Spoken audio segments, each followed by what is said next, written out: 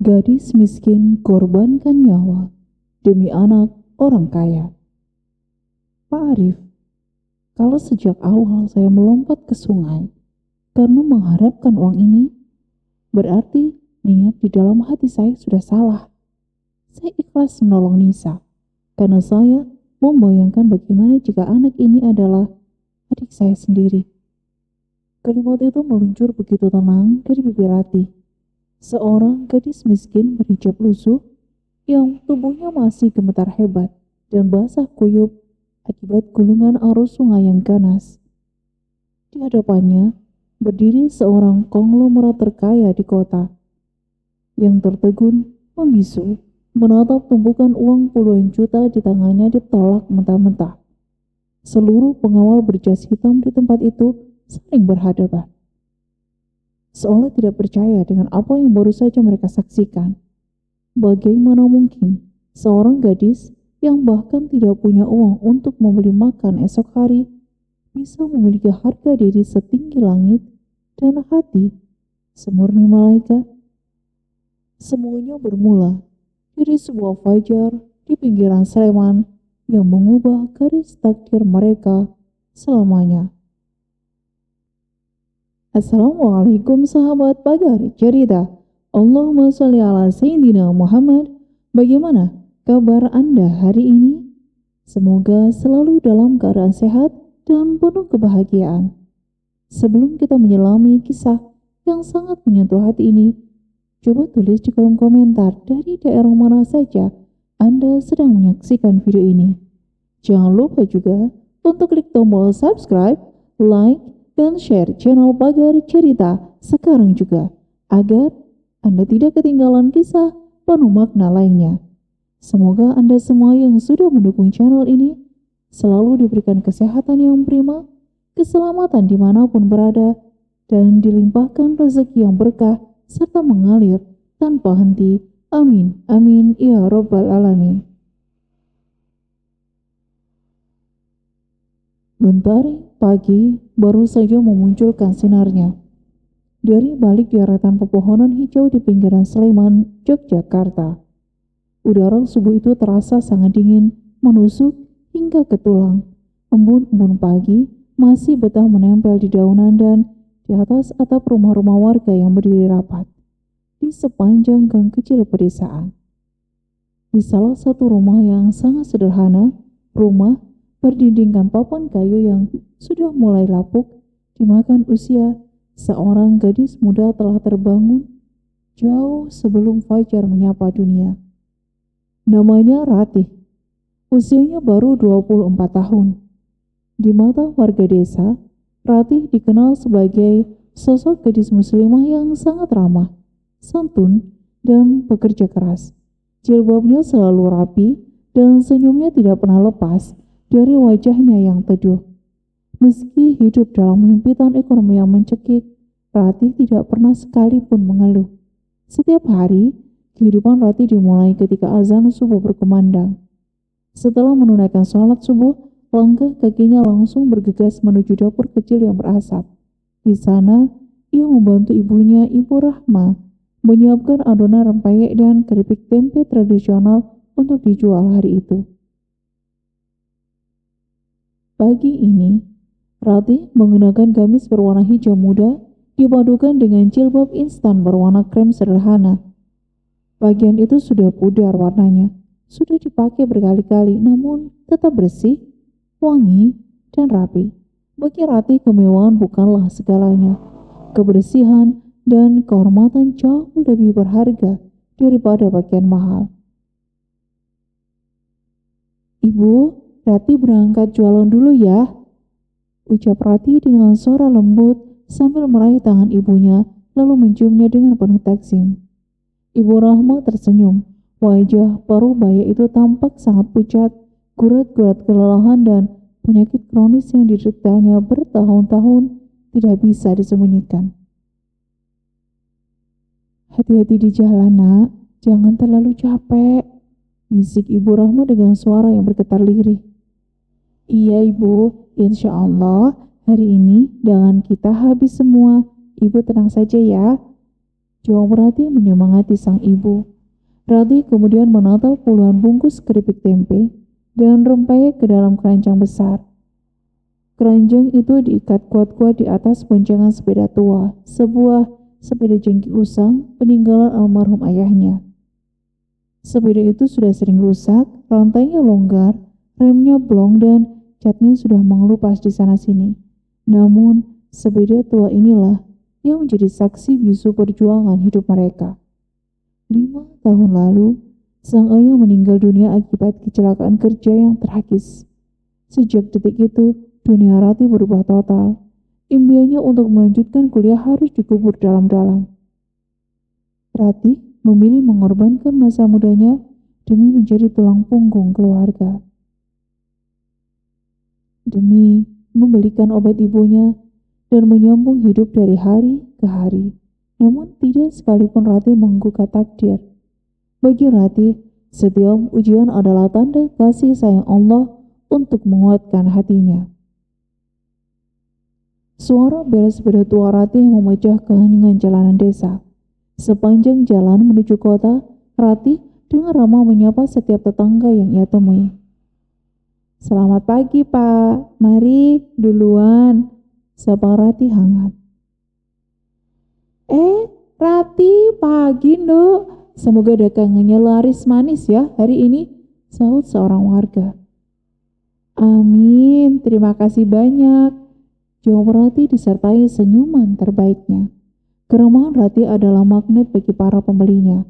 Orang-orang suka membeli keripik tempe Rati, bukan hanya karena rasanya yang gurih, melainkan karena ketulusan dan senyum hangat gadis itu, yang selalu mampu menyejukkan hati siapa saja. Sekitar jam 10 pagi, matahari mulai merangkak naik. Rati menghentikan sepedanya sejenak di bawah pohon rindang dekat sebuah sekolah dasar. Ia menyeka keringat yang bercucuran di pelipisnya. Beruntung separuh dagangannya sudah laku terjual. Tiba-tiba ponsel jadul di dalam sakunya bergetar. Sebuah panggilan masuk. "Assalamualaikum Mbak Rati, ini dari Apotik Sehat." Suara di seberang sana terdengar. "Waalaikumsalam." "Iya Pak, ada apa?" tanya Rati. Darahnya mendadak berdebar cemas. "Mbak Rati, obat jantung untuk Ibu Rama sudah harus ditebus sore ini ya. Stoknya tinggal untuk 2 hari lagi. Harganya masih sama, Mbak." Rati terdiam sejenak. Tenggorokannya terasa tercekat. Iya Pak, baik. Nanti sore, sepulang jualan, saya pasti mampir ke apotek." Setelah menutup telepon, Rati menarik nafas panjang. Lalu menghembuskannya perlahan, ia membuka dompet kainnya, menghitung lembaran uang hasil jualan pagi ini. Dahi Rati mengernyit, uangnya masih belum cukup, masih kurang untuk menembus obat ibunya. Rati menatap langit yang mulai terik, rasa lelah yang menggelayuti tubuhnya seketika sirna digantikan oleh wajah pucat sang ibu yang menantinya di rumah. "Ya Allah, mudahkanlah rezeki hamba hari ini," bisik Rati dalam hati. Dengan sisa-sisa tenaga yang ada, Rati kembali menaiki sepeda tuanya yang mengayuh pedal sepeda itu lebih cepat, membelah jalanan aspal yang mulai panas, menuju kawasan perkantoran di pusat kota. Ia menaruh harapan besar di sana, berharap lembar demi lembar keripik tempenya bisa menjelma menjadi kesembuhan bagi sang ibu tercinta. Matahari tepat berada di atas kepala, memancarkan terik yang membakar kulit. Keringat deras mengalir membasahi kening Rati, membasahi jilbab kremnya hingga terasa lembab. Namun, senyum di wajah gadis itu tidak memudar sedikit pun. Tepat pukul 1 siang, sekeranjang penuh keripik tempe dan rempeyeknya akhirnya habis tak tersisa. "Alhamdulillah, Alhamdulillah ya Allah," bisik Rati penuh syukur sambil menatap langit siang yang begitu cerah. Dengan tangan yang sedikit gemetar karena kelelahan, Rati bergegas mengayuh sepeda tuanya menuju apotek sehat. Seluruh uang hasil jualannya hari itu ia serahkan tanpa sisa kepada petugas apotek demi menukar sebotol obat jantung untuk sang ibu. Kini, dompetnya kembali kosong melompong. Hanya tersisa beberapa keping uang logam di bagian sudutnya. Namun, hati Rati merasa sangat tenang. Baginya, kesehatan ibunya adalah segala-galanya, melebihi isi dompetnya sendiri. Untuk menghemat waktu, Rati memilih pulang melewati jalan pintas, sebuah jalan setapak yang sepi yang membentang tepat di sepanjang aliran Sungai Progo. Jalur ini memang jarang dilewati warga, namun bisa memangkas waktu perjalanan hingga 20 menit lebih cepat. Siang itu angin berembun bertiup cukup kencang, suara gemericik air sungai terdengar sangat bergemuruh jauh lebih keras dari biasanya. Hujan deras di daerah Hulu semalam telah membuat debit air sungai meluap, menciptakan pusaran air yang sangat deras dan kecoklatan. Rati mengayuh sepedanya dengan santai sambil melantunkan sholawat lirih untuk mengusir rasa sepi. Namun, ketenangan itu mendadak pecah. "Tolong, ibu, tolong!" Rati tersentak. Ia langsung menarik rem sepedanya kuat-kuat hingga berdecit. Rati menoleh ke kanan dan ke kiri mencari sumber suara. Jantungnya mulai berdebar kencang. Di atas sebuah jembatan bambu kecil yang melintasi sungai, tampak seorang anak perempuan kecil berpakaian kaos merah, usianya baru sekitar 5 tahun. Anak itu berdiri sendirian, wajah mungilnya sudah basah oleh air mata. Ia tampak sangat ketakutan. Berteriak memanggil ibunya. "Adik, jangan bergerak di situ, bahaya!" Teriak Rati mencoba memperingatkan. Namun, anak kecil itu justru panik mendengar teriakan Rati. Ia malah melangkah mundur dengan tergesa-gesa. Malang tidak dapat ditolak. Kaki mungilnya terpeleset di atas bilah bambu yang licin. Tubuh kecilnya kehilangan keseimbangan. Ah! Hanya dalam hitungan detik, tubuh anak perempuan itu jatuh terlempar masuk ke dalam gulungan air sungai yang sangat deras. Mata Rati melelalak sempurna. "Astagfirullahaladzim!" jerit Rati histeris. Tanpa memikirkan keselamatannya sendiri, tanpa mempedulikan badannya yang rapuh, Rati langsung menjatuhkan sepeda tua peninggalan ayahnya begitu saja ke atas tanah. Obat ibunya ia masukkan erat-erat ke dalam saku gamis yang berkancing. Ia berlari sekencang mungkin, sekuat tenaga menuju tepi sungai yang curam. Di bawah sana, di antara buih air yang mengerikan, kepala anak kecil itu timbul tenggelam, mulai terseret arus menjauh, dan tanpa ragu sedikit pun, Rati melompat. Air sungai yang dingin langsung menghantam seluruh tubuh Rati. Arus yang dari atas terlihat biasa ternyata jauh lebih kuat dan ganas ketika ia berada di dalamnya. Gamis hijau mudanya yang basah kuyup mendadak terasa sangat berat, menjerat langkah kakinya. Jilbab kremnya terlepas dari peniti, menempel acak-acakan di bahunya. Rati megap-megap, mencoba menghirup udara, namun sedikit pun ia tidak memikirkan dirinya sendiri. Pandangan matanya tetap fokus menembus riak air, menatap tangan-tangan mungil yang terus berusaha menggapai permukaan. "Tolong, Kak, Kakak, tolong!" Suara anak itu mulai melemah, bising tenggelam oleh suara arus. "Pegang tangan kakak ya, Dek, terus berenang!" Teriak Rati sekuat tenaga sambil menggerakkan lengannya melawan arus yang menghimpit. Anak itu sempat mengulurkan tangannya yang kecil, namun pusaran air kembali menyeret tubuhnya beberapa meter ke depan. Rati mengertakkan gigi. Ia bukan berenang profesional, namun sejak kecil ia sering bermain di sungai desa. Ia tahu cara membaca arus. Rati mengubah posisinya, membiarkan tubuhnya ikut terbawa arus untuk menghemat tenaga, sambil terus melaju mendekati anak itu. Beberapa warga desa yang kebetulan lewat di atas jembatan mulai melihat kejadian tersebut. Suasana mendadak gempar. "Ya Allah, ada anak hanyut, tolong! Cepat cari galah, panggil bantuan. Arusnya terlalu deras, jangan melompat!" Teriak warga di tepian, panik. Namun tidak ada yang berani terjun ke dalam air yang menggulung-gulung itu. Rati tidak peduli, fokusnya hanya satu, anak itu harus selamat. Dengan satu hentakan kaki yang kuat, Rati akhirnya berhasil meraih penggelangan tangan anak kecil itu. "Tenang, kakak di sini, jangan takut," ucap Rati terengah-engah. Namun karena terlalu panik, anak kecil itu langsung memeluk leher Rati dengan sangat erat. Pelukan itu mengunci gerakan Rati. Tubuh mereka berdua terombang-ambing, terseret tak terkendali, hingga akhirnya tubuh Rati menghantam sebuah batu hitam yang besar di tengah sungai. Ah! Rati meringis kesakitan. Lengannya tergores tajam oleh permukaan batu yang kasar. Rasa perih yang luar biasa menjala di lengannya.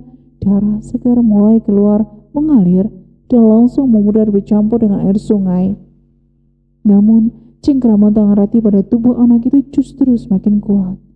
Ia mendekap anak itu erat-erat di dadanya, melindunginya dari benturan batu lain. Ya Allah, beri hamba kekuatan, hamba mohon. Rintih Rati dalam hati, nafasnya sudah satu-satu. Dengan sisa tenaga yang hampir habis, Rati menggerakkan kakinya, perlahan mendorong tubuh mereka menuju bagian tepi sungai yang airnya lebih dangkal. Menit-menit berlalu terasa seperti berjam-jam. Tubuh Rati sudah mati rasa karena kedinginan dan menahan sakit. Tiba-tiba dari atas tebing sungai, seutas tali tambang besar dilemparkan oleh warga. "Mbak, pegang talinya, cepat Mbak!" Rati mendongak dengan lemah dengan sisa energi terakhir di ujung jarinya. Tangan kanan Rati menyambar tali tersebut lalu melilitkannya ke pergelangan tangannya. "Tarik sekarang, tarik!" teriak warga bergotong royong. Perlahan namun pasti, tubuh Rati dan anak kecil itu ditarik ke daratan. Begitu kakinya menyentuh rerumputan tepi sungai, Rati langsung ambruk, terduduk lemas. Nafasnya memburu hebat, dadanya naik turun dengan kasar, rambutnya basah kuyup, dan tubuhnya bergetar hebat karena syok dan kedinginan. Namun hal pertama yang dilakukan Rati bukan mengobati lengannya yang berdarah. Ia justru melepaskan pelukan anak itu, memegang kedua bahu mungilnya, dan menatap wajahnya dengan penuh kecemasan. "Adik, adik tidak apa-apa? Ada yang sakit? Bilang sama kakak," tanya Rati dengan suara yang putus-putus menahan tangis. Anak kecil itu hanya bisa menangis sesenggukan, memeluk erat pinggang Rati, menyembunyikan wajahnya yang pucat karena trauma yang teramat sangat. Di bawah pohon waru yang rindang di samping pos keamanan desa, Rati masih terduduk lemas. Ia berusaha mengeringkan tubuh Nisa, anak kecil yang baru saja diselamatkannya, dengan selembar kain sarung lusuh pemberian warga. "Sudah ya sayang, jangan menangis lagi. Sekarang adik sudah aman sama kakak ya," bisik Rati lembut sambil mengusap sisa-sisa air mata di pipi mungil Nisa. Nisa tidak bersuara. Ia hanya mengangguk pelan sambil terus menggenggam erat ujung gamis Rati yang basah kuyup. Tiba-tiba keinginan jalan desa itu pecah oleh deru mesin mobil yang sangat bising. 1, 2, 3, bahkan ada hampir 10 mobil sedan mewah berwarna hitam datang beriringan dengan kecepatan tinggi. Mobil-mobil itu langsung berhenti mengepung halaman pos keamanan. Pintu-pintu mobil terbuka secara bersamaan. Belasan pria bertubuh tegap mengenakan setelan jas hitam dengan penyuara telinga turun dengan wajah yang sangat tegang. Mereka langsung membuat perimeter aman seolah sedang mencari sesuatu yang teramat berharga. Tak lama kemudian mobil paling depan yang paling mewah membuka pintunya. Seorang pria bertubuh tinggi dengan garis wajah yang tegas, tampan, namun dipenuhi guratan panik yang luar biasa turun dengan langkah tergesa-gesa. Ia mengenakan kemeja formal tanpa dasi yang bagian lengan bajunya sudah digulung acak-acakan. Dia adalah Pak Arif, seorang pengusaha properti raksasa yang sangat disegani di kota. Mata Pak Arif menyapu ke segala arah hingga akhirnya pandangannya tertuju pada sesosok anak kecil berbaju merah di sudut pos. "Nisa!" teriak Pak Arif. Suaranya bergetar hebat. Nisa yang mendengar suara itu langsung menoleh. "Ayah!" Dalam hitungan detik, Pak Arif berlari lalu langsung berlutut di atas tanah dan memeluk putrinya dengan sangat erat.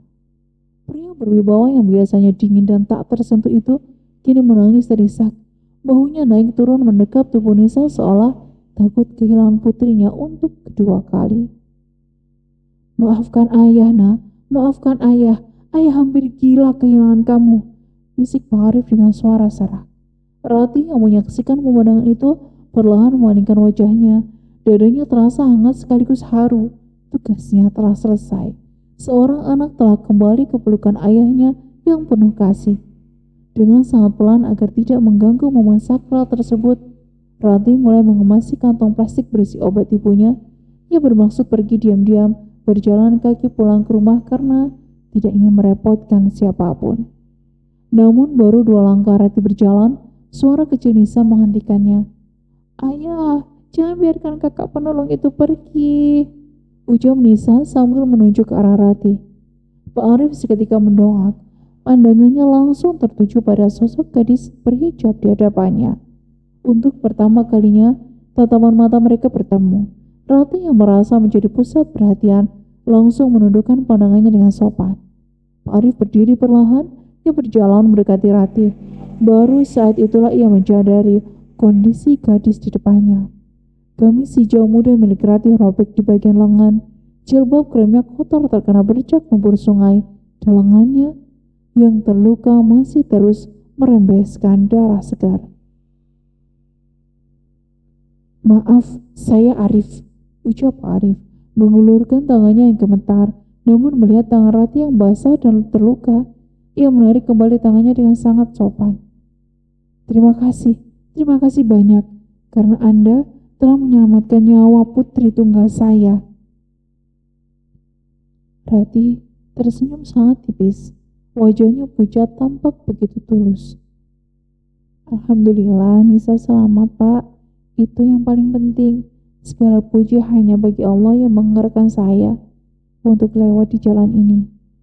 Pak Arif tertegun. Ia menatap lekat-lekat wajah gadis sederhana di depannya. Tidak ada sedikit pun raut wajah mengharap pamrih. Tidak ada binar mata yang menginginkan imbalan. Padahal Pak Arif tahu betul, siapapun orang yang melihat deretan mobil mewahnya pasti akan memanfaatkan momen ini untuk meminta keuntungan. Pak Arif kemudian merogoh saku kemejanya. Ia mengeluarkan sebuah dompet hitam, lalu mengambil seikat uang pecahan 100.000 yang sangat tebal. Jumlahnya bisa mencapai puluhan juta rupiah. "Ini, tolong diterima.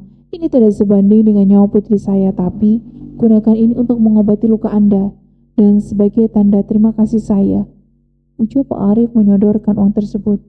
Rati menatap tumpukan uang itu, lalu perlahan ia menggelengkan kepalanya dengan lembut. "Maaf Pak Arif, mohon maaf yang sebesar-besarnya. Saya tidak bisa menerima uang itu."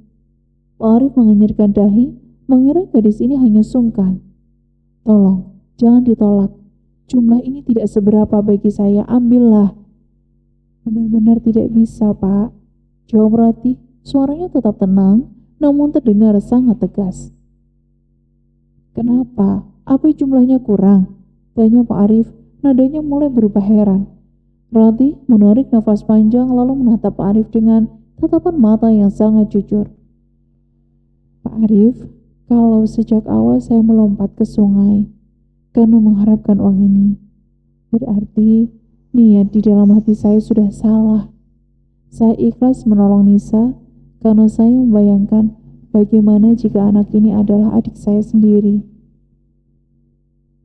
Suasana di pos keamanan itu mendadak hening seketika.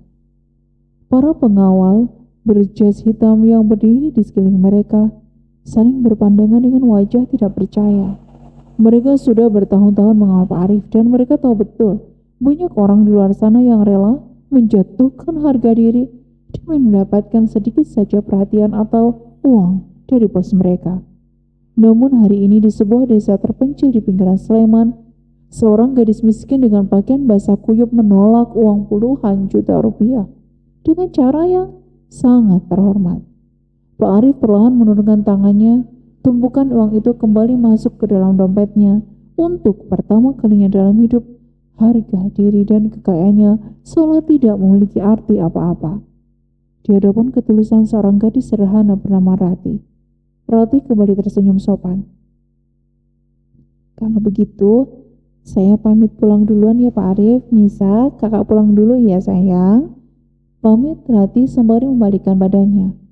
Namun Baru saja ia melangkah keluar dari pos keamanan, langkah kakinya mendadak terhenti. Rati mengendalikan pandangannya ke seluruh sudut jalan setapak di pinggir sungai. Dahinya mengernyit, jantungnya bergemuruh hebat.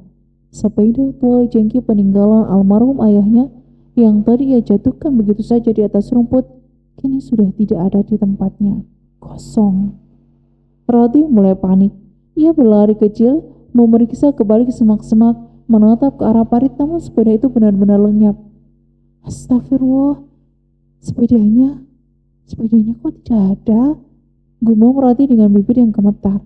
Wajahnya yang semula tenang, kini berubah menjadi sangat murung. Pak Arif yang sejak tadi memperhatikan gerak-gerik Rati berjalan mendekat. Ada apa Mbak Rati? Ada barang yang hilang? Rati menoleh, matanya mulai berkaca-kaca, namun ia sekuat tenaga menahan air matanya agar tidak jatuh. Sepeda saya, Pak. Sepeda tua yang saya parkir di sini tadi sudah tidak ada. Sepertinya dicuri orang saat kita fokus menolong Nisa. Pak Arif terdiam sejenak. Apakah sepeda itu sangat mahal? Tanya Pak Arif polos. Rati menggelengkan kepala, setetes air mata akhirnya lolos membasahi pipinya. Bukan soal harganya, Pak. Sepeda itu adalah satu-satunya peninggalan almarhum ayah saya. Hanya benda itu yang tersisa dari beliau, ucap Rati. Suaranya tercekat menahan kesedihan yang mendalam. Mendengar hal itu, dada Pak Arif terasa seperti dihantam keran besar. Gadis ini baru saja kehilangan benda paling berharga dalam hidupnya, hanya karena memilih melompat ke sungai demi menyelamatkan nyawa putrinya. Dengan cepat Pak Arif menoleh ke arah asisten pribadinya.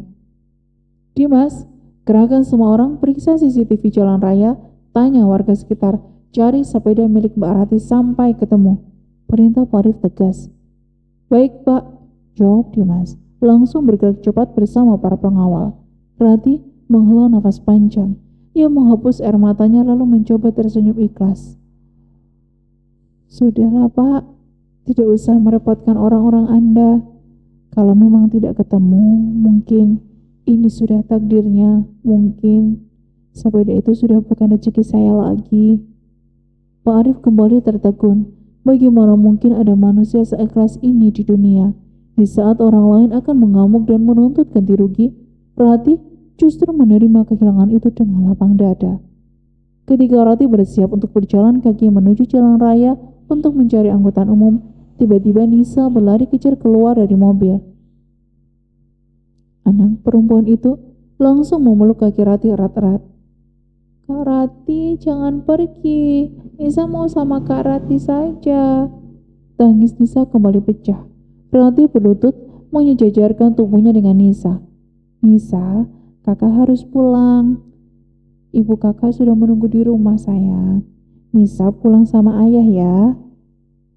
Gak mau. Nisa menggelengkan kepalanya kuat-kuat. Ia menggelengkan wajahnya di dada Rati, menghirup dalam-dalam aroma dari tubuh gadis itu. Nisa mau ikut ke Rati, soalnya Kak Rati wangi. Wanginya seperti mama, ucap Nisa dengan polosnya. Seketika itu juga, suasana di sekitar pos menjadi sangat hening. Wajah Pak Arif mendadak berubah pias. Matanya bergetar dan dadanya terasa sangat sesak. Sudah 3 tahun berlalu sejak istrinya meninggal dunia. Dan selama 3 tahun itu pula, Nisa berubah menjadi anak yang sangat pendiam, penakut, dan selalu menolak didekati oleh pengasuh wanita manapun. Namun, hari ini, di depan gadis berhijab yang baru dikenalnya beberapa jam lalu, Nisa merasa sangat aman. Aroma tubuh Rati yang merupakan perpaduan antara minyak wangi melati murah dan ketulusan hati, rupanya membangkitkan memori Nisa akan sosok almarhumah ibunya yang dulu juga gemar memakai wangian melati. Pak Arif menarik nafas dalam-dalam, mencoba menguasai emosinya yang bergejolak. Mbak Rati, ucap Pak Arif, suaranya melunak penuh dengan permohonan. Hari sudah mulai senja, sepeda Anda hilang dan putri saya tidak mau lepas dari Anda.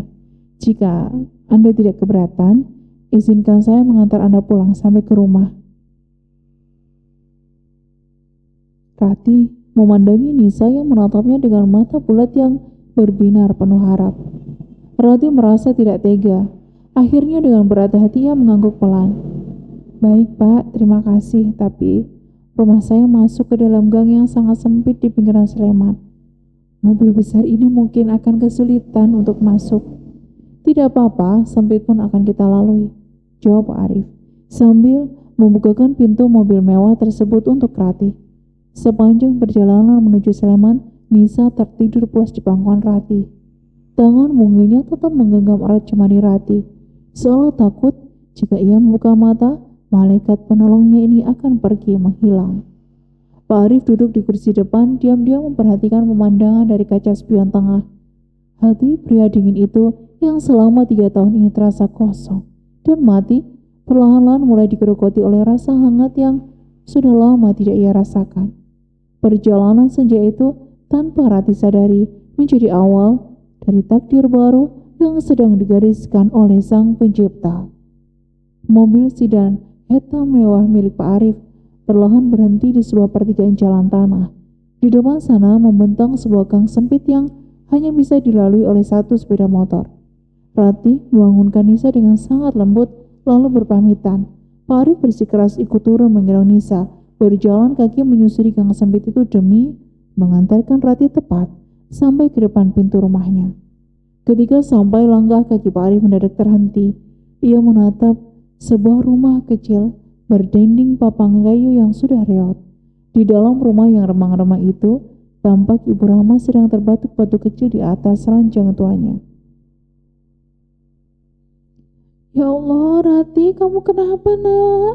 Kenapa pakaianmu basah semua? Tanya Ibu Rahma panik saat melihat putrinya pulang dengan lengan yang diperban kain seadanya. Rati langsung memeluk ibunya, mencoba menenangkan.